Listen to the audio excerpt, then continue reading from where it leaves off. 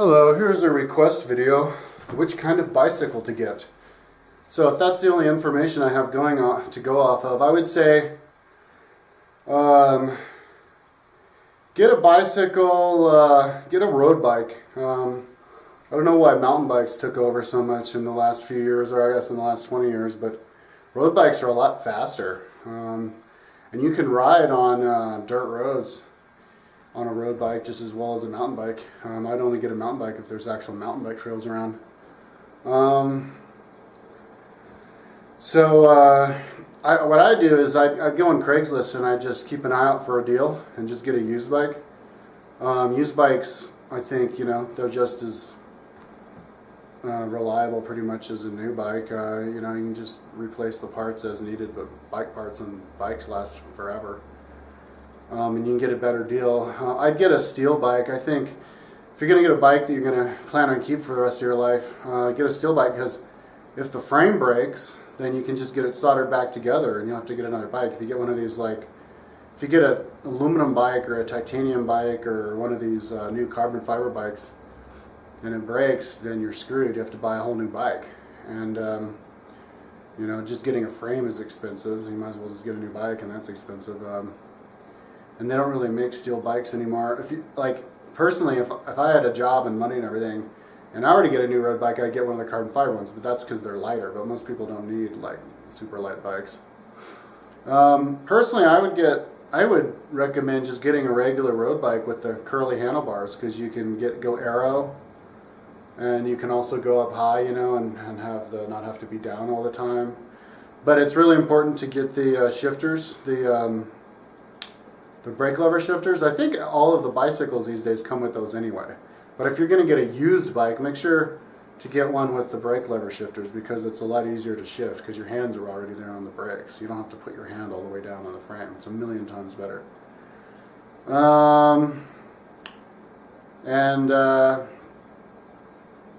Let's see.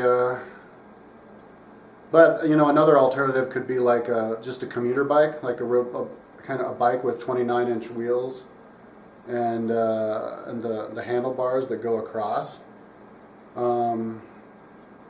kind of depends on how much of a comfort person you are. But also those cruiser bikes are super comfortable. Those 3-speed cruiser bikes, the really thick tires. Those things, I've had those before. Those are super comfortable to ride around on. So definitely know what you're getting and ride around first, but the most versatile bike would be just a regular road bike, I think, and try to get the ones with the most versatile gears, the biggest cogs in the back, and maybe the 3 gears in the front, so you can go up super steep hills, and with a rack. If you're just a normal person, get one of those bikes, like a touring bike. Get one of those bikes with braze-ons for a rack. I would definitely recommend getting, not like a race bike, like a road bike. Get something with braze-ons that you can attach a rack to, because then when you ride, you can get in the habit of just strapping your backpack to the rack, and then when you ride around, you don't have to have anything on your back making you sweaty. And there's other options you can get, you can get a box that you could screw onto the rack, and then just take stuff out of it. Definitely get a U-lock though. Don't get a normal lock, because U-locks are harder to break than those other locks. And I've had 10 bikes stolen, so bikes, you don't want your bike stolen. And definitely lock it up everywhere you go, and don't leave it locked up overnight anywhere. And have a pump and patch kit with it at all times. People usually don't steal stuff like that. And it's also cool to have it on there anyway, just to know how much crime is in your area, in case it is stolen. But fixing flats is easy. Nobody should be daunted about fixing flats. I've met too many people who try to get me to fix their flats. It's it's easy. Anybody can do it. And make sure you keep the tires pumped up all the time, because people tend to, at least in third world countries, they tend to let their air go down, and then if it goes down too much and you hit a pothole, you're going to get a snake bite flat. And keep it lubed up. Keep the chain lubed. That's going to increase the life of it and just make it a more pleasant ride. As far as brands go, I'd say get an American brand, be patriotic, but I don't know the difference between that. I know that Treks are built pretty well, but those are aluminum usually.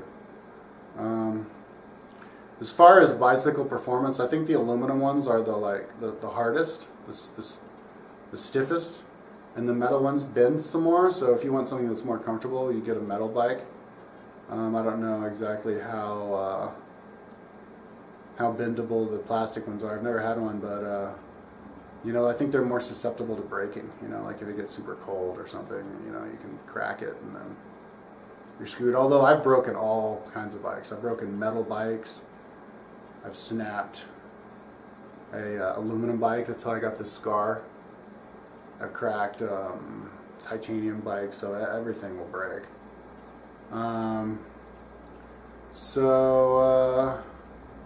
Yeah, that's it. Check out Craigslist, man. There's lots of good deals. You know, there's a lot of people out there, especially if you're in a biking town.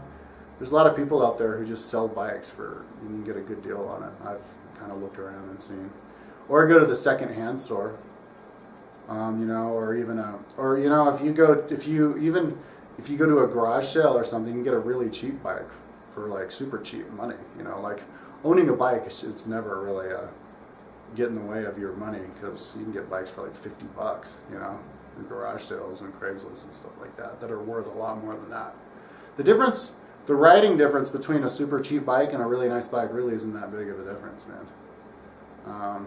Especially because you just get used to it. You know, once you get used to a bike and it becomes yours, then, you know, then it's better for you even than a really nice bike that you borrow from somebody else. Yeah, so that's that.